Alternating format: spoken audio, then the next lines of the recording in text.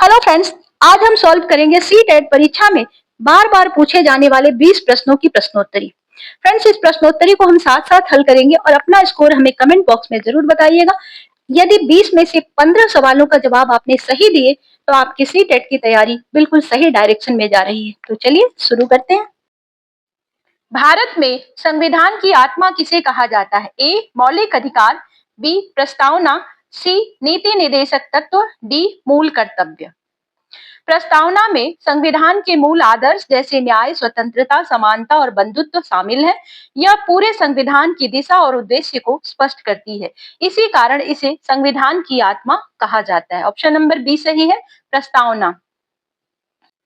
Friends, मैं थोड़ी थोड़ी व्याख्या करके आपका कॉन्सेप्ट भी क्लियर करती चलूंगी, क्योंकि रटने से तो बात बनेगी नहीं। भारत में वित्त आयोग का गठन किस अनुच्छेद के अंतर्गत किया जाता है? ए अनुच्छेद 280, बी अनुच्छेद 356, सी अनुच्छेद 368, डी अनुच्छेद 324। अनुच्छेद 280 के तहत राष्ट्रपति द्वारा वित्त आयोग का गठन किया जाता है। यह केंद्र और राज्यों के बीच करों के बंटवारे की सिफारिश करता है। इससे वित्तीय संतुलन बनाए रखने में मदद मिलती है। ऑप्शन नंबर ए सही है, अनुच्छेद 280। निम्नलिखित में से कौन सी नदी पूर्व की ओर नहीं बहती है? ए महानदी, बी गोदावरी, सी नर्मदा, डी कृष्णा। भारत की अधिकांश नदियां जो है दोस्तों, ये पूरब की ओर बहकर बंगाल की खाड़ी में गिरती हैं, लेकिन नर्मदा नदी पश्चिम की ओर बहती है और अरब सागर में जाकर मिलती है। इसीलिए यह अन्य विकल्पों से अलग है। ऑप्शन नंबर सी सही है, नर्मदा। फ्रेंड्स, जब तक मैं ऑप्शंस को रीड कर रही हूँ तब तक आप क्वेश्चन का जो आंसर है उसको गेस कर लीजिए और कमेंट बॉक्स में लिख दीजिए।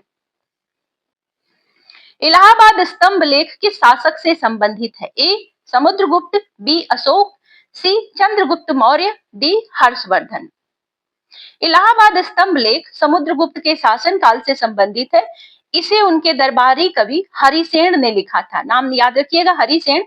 इसमें उनकी विजयों और साम्राज्य विस्तार का वर्णन मिलता है। ऑप्शन नंबर ए सही है, समुद्रगुप्त। निम्नलिखित में से कौन सा संसाधन नवीकरणीय नहीं है? ए सौर ऊर्जा, बी पवन ऊर्जा, सी कोयला, डी जल ऊर्जा। सबसे पहले नवीकरणीय संसाधन क्या होते हैं? तो ये वही संसाधन होते हैं जो जल्दी पुनः प्राप्त हो जाते हैं। लेकिन यहाँ पर ऑप्शन नंबर सी में कोयला है और कोयले को बनने में लाखों वर्ष लगते हैं जब ये समाप्त हो जाता है। इसीलिए यह नवीकरणीय संसाधनों में नहीं आता है। ऑप्शन नंबर सी सही है। मौद्रिक नीति किसके द्वारा नियंत्रित की जाती है? ए वित्त मंत्रालय, बी भारतीय रिजर्व बैंक, सी नीति आयोग, डी संसद। भारतीय रिजर्व बैंक देश की मौद्रिक नीति को नियंत्रित करता है और यह ब्याज दर, मुद्रा आपूर्ति और महंगाई को प्रभावित करता है। इसका उद्देश्य आर्थिक स्थिरता को बनाए रखना होता है। ऑप्शन नंबर बी सही है, भारतीय रिजर्व बैंक या आरबीआई। भारत में सर्वाधिक जनसंख्या घनत्व किस राज्य में पाया जाता है? ए बिहार, बी पश्चिम बंगाल, सी केरल, डी उत्तर प्रदेश। जनसंख्या घनत्व का अर्थ होता है प्रति वर्ग किलोमीटर जनसंख्या से। बिहार में भूमि कम है और जनसंख्या ज्यादा है, इसी कारण इसका जनसंख्या घनत्व पूरे देश में सबसे अधिक है। ऑप्शन नंबर ए सही है, बिहार। सामूहिक जिम्मेदारी किससे संबंधित है? ए राष्ट्रपति प्रणाली, बी संसदीय प्रणाली, सी संघीय प्रणाली, डी न्यायपालिका। संसदीय प्रणाली में मंत्री परिषद सामूहिक रूप से उत्तरदायी होती है। यदि एक भी मंत्री असफल हो जाता है तो पूरी की पूरी मंत्री परिषद उसके लिए जिम्मेदार मानी जाती है। यह लोकतांत्रिक उत्तरदायित्व को मजबूत करता है। ऑप्शन नंबर बी सही है, संसदीय प्रणाली। नीति निर्देशक तत्व किस देश से लिए गए हैं? A America, B Ireland, C Britain, D Canada. भारतीय संविधान में नीति निर्देशक तत्व आयरलैंड से लिए गए हैं और इनका उद्देश्य सामाजिक और आर्थिक न्याय को स्थापित करना है। ये सरकार को नीतियां बनाने में मार्गदर्शन देते हैं। समोच्च रेखाएं क्या दर्शाती हैं? ए तापमान, बी ऊंचाई, सी जनसंख्या। समोच्च रेखाएं मानचित्र पर समान ऊंचाई वाले बिंदुओं को जोड़ती हैं। इनसे पर्वत, चोटी और ढाल का पता चलता है। यह स्थलाकृति को समझने में मदद करती है। ऑप्शन नंबर सी सही है, ऊंचाई। हड़प्पा सभ्यता की मुख्य विशेषता क्या थी? ए असंगठित नगर, बी लकड़ी के घर, सी सुव्यवस्थित नगर योजना, डी केवल किले। हड़प्पा सभ्यता में शहरों का निर्माण बड़े ही योजनाबद्ध तरीके से किया गया था। सड़कों का जाल सीधा और व्यवस्थित था, साथ ही उन्नत जल निकासी की व्यवस्था भी थी। ऑप्शन नंबर सी सही है, सुव्यवस्थित नगर योजना। पृथ्वी के अक्ष के झुकाव का मुख्य प्रभाव क्या है? ए दिन रात, बी ऋतु परिवर्तन, सी ज्वार भाटा, डी वायु। दोस्तों पृथ्वी जो है 23.5 डिग्री अपने अक्ष पर झुकी हुई है।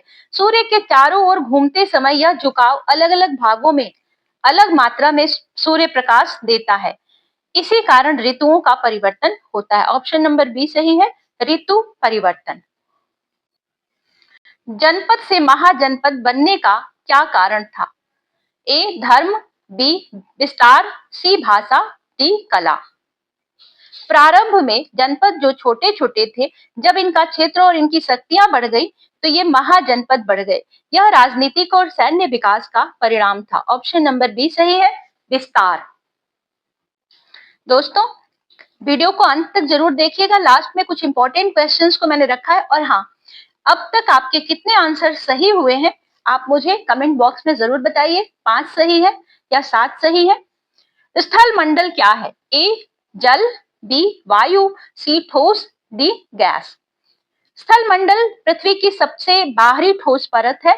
इसमें पहाड़, पठार, मैदान शामिल होते हैं। यह मानव जीवन और गतिविधियों का मुख्य आधार माना जाता है। ऑप्शन नंबर सी सही है, ठोस सतह।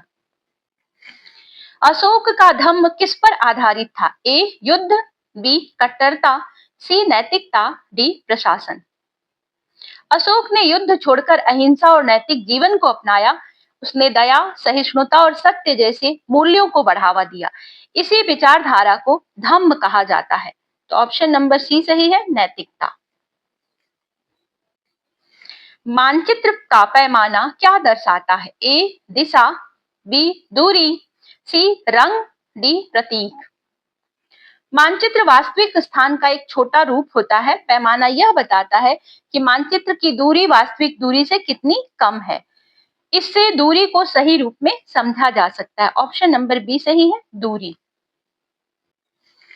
मध्यकालीन किलों का मुख्य उद्देश्य क्या था? ए व्यापार, बी शिक्षा, सी सुरक्षा, डी कृषि। किले शासकों ने अपनी सुरक्षा के लिए बनाए थे।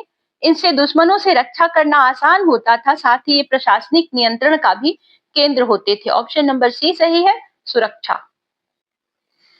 0 डिग्री अक्षांश किसे दर्शाता है? ए कर्क रेखा, बी मकर रेखा, सी भूमध्य रेखा, डी ध्रुव।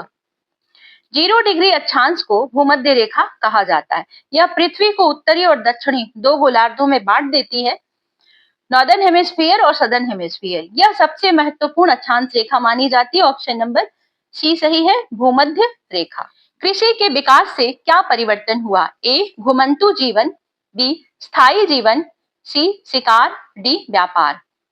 प्रारंभिक मानव शिकार और संग्रह पर निर्भर था। कृषि के विकास के बाद वह एक स्थान पर बसने लगा। इससे स्थायी जीवन और सभ्यता का विकास हुआ। ऑप्शन नंबर बी सही है, स्थायी जीवन।